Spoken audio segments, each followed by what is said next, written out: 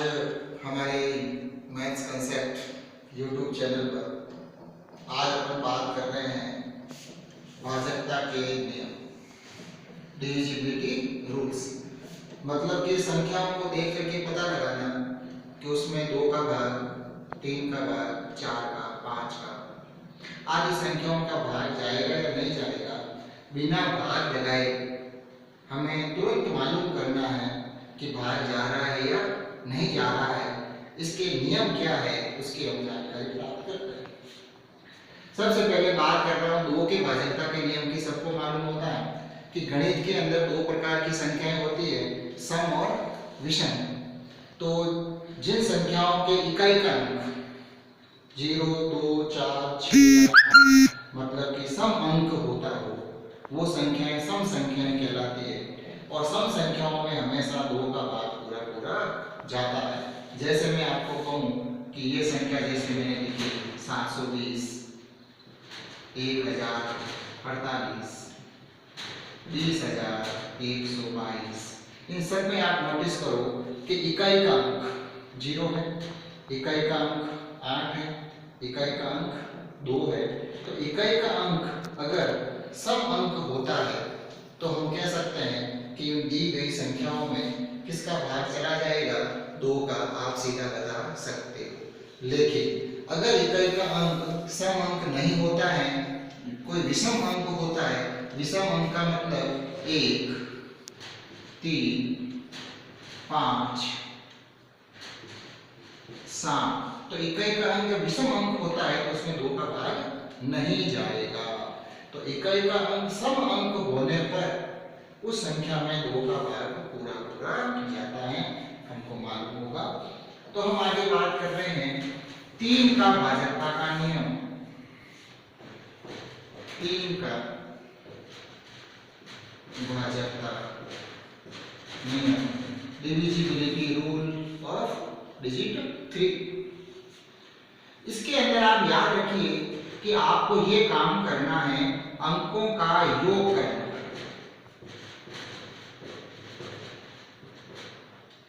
अगर दी गई संख्या के अंकों के योग में 3 का भाग अगर जाता है तो उस संख्या में 3 का भाग जाएगा। मतलब मैं आपको उदाहरण बताता हूं। जैसे मान लीजिए मैंने एक संख्या ये लिखी, अब इसके अंकों की जोड़ करके देखते हैं।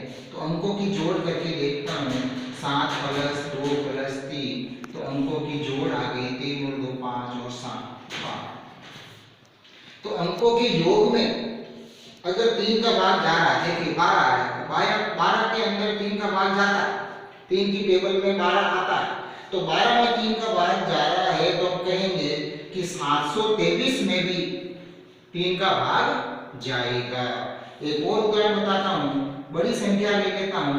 अक्सर क्या होता है कि बड़ी संख्या में बच्चों को सोचने का इतना समय नहीं मिलता, आप दिमाग में ही काम करें। 5 और 1 6, 6 और 7 13, 13 और 1 14, अंकों का योग इसके 14 आया।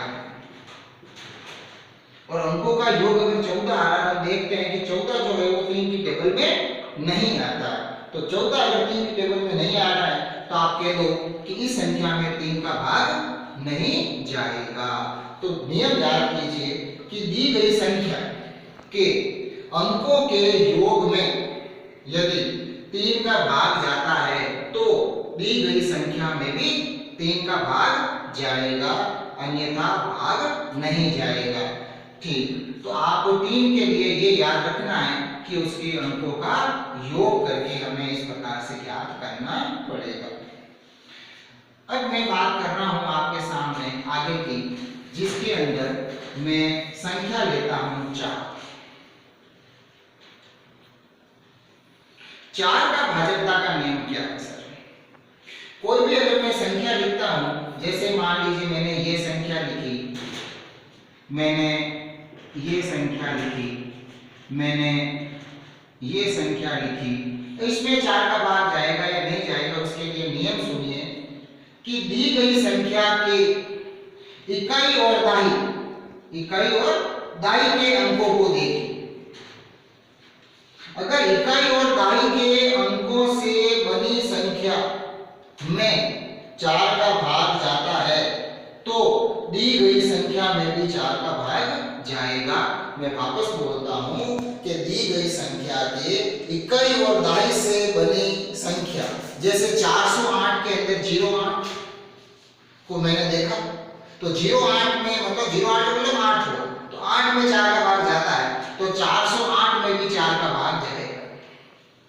536 में नोटिस कीजिए पीछे के दो अंक क्या है, पीछे के दो अंक है 3 और 6, मतलब संख्या क्या बन गई 36, 36 और 36 में हम जानते हैं 4 का भाग जाता है तो 536 में भी 4 का भाग जाएगा, इसमें भी भाग जाएगा। इसमें बता लगाइए पीछे आपको दिख रहा है 42 और अपन जानते हैं कि 42 जो है वो 4 की टेबल में नहीं आता या 4 का भाग इसमें नहीं जाता है तो बेटी संख्या में 4 का भाग नहीं जाएगा।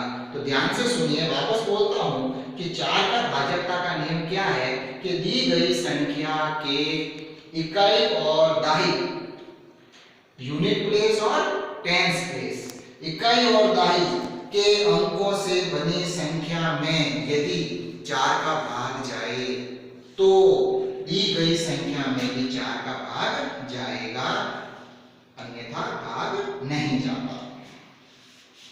अब बात करते हैं 5 का भाजकता का नियम। तो 5 का भाजकता का नियम सरल है, इसमें आप इतना सा याद रखिए कि दी गई संख्या के इकाई का अंक ये होना चाहिए, इकाई का अंक 0 हो या 5, उसमें 5 का भाग पूरा पूरा जाएगा। जैसे मैं कुछ संख्या लिखता हूं, अपन पता लगाएंगे कि इसके अंदर 5 का भाग जाएगा या नहीं जाएगा, हम नोटिस करके पता लगाते हैं।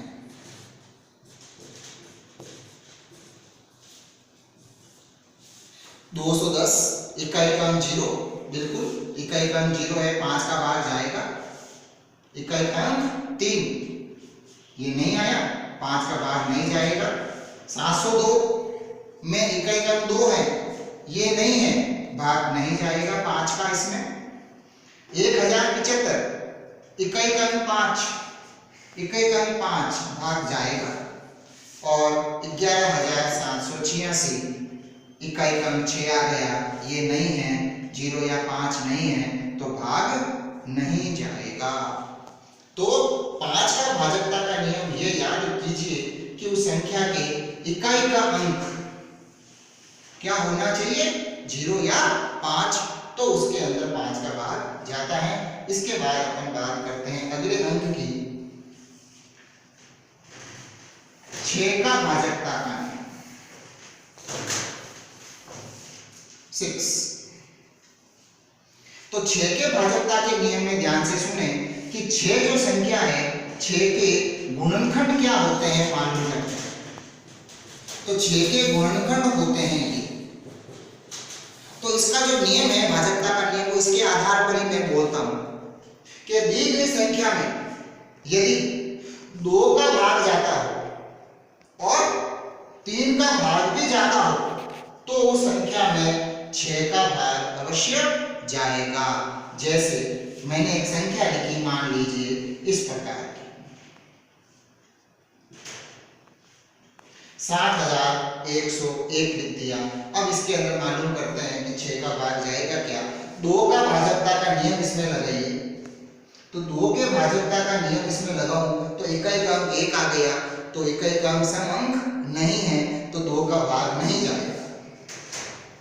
3 का 7 और 1 8 और 1 9, 9 3 के पहाड़े में आता है, 3 का भाग तो जा रहा है इसके अंदर, लेकिन दोनों का भाग नहीं गया ना, मतलब 2 और 3 दोनों का जाना चाहिए, दोनों का भाग नहीं गया है तो इसके अंदर 6 का भाग नहीं जाएगा। अब हम ऐसी संख्या चुनते हैं, लिखने की कोशिश करते हैं जिसमें 2 का भी भाग जाए और 3 का भी भाग जाए।